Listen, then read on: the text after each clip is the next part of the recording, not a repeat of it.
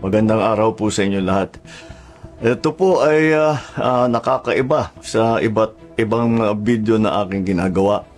Dahil ito po ay tungkol sa isang magiting na sundalo natin na si Captain Jerome Hacuba, O-146467 Philippine Army. Kung nakita nyo po, ang ating butihing kapitan ay nabulag dahil nasabugan po ng bomba. Nagjo-duty siya at ito yung nangyari sa kanya.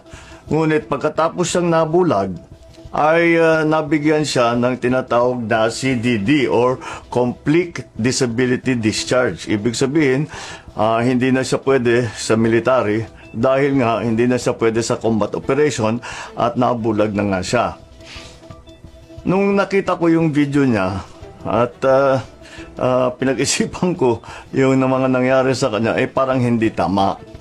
Dahil ito ay isang opisyal na itinaya na nga niya ang buhay niya para sa duty na para ipagtanggol ang Pilipinas. At dahil sa ganyan, ay basta't bibitawan na lang natin. Ay hindi naman yata makatarungan yan. Kaya binigyan ko ng instruction ang ating Chief of Staff na isuspindi na yung CDD ni Captain Hacuba. Bukod pa doon ay dapat ibigyan siya ng promotion dahil sa katapangan niya at gawin na siyang major.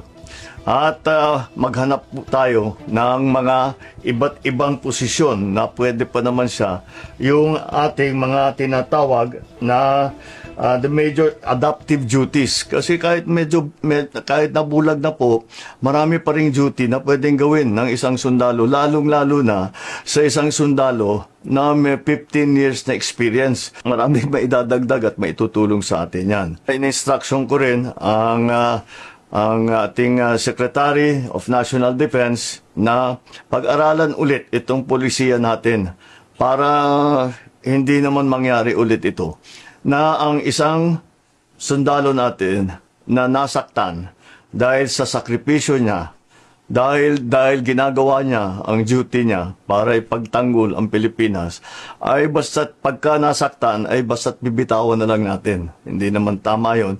Kaya gagawa po tayo ng bagong polisiya sa CDD sa lalong madaling panahon. Ito ay para sa lahat ng ating mga sundalo na dahil sa ka-duty nila sila ay nasaktan, sila ay nagka-injury, ay dapat naman patuloy din ang ating pagkilala sa kanilang katapangan at sa kanilang sakripisyo. Kaya ito po ang pagbabago na gagawin natin. Mabuhay ka!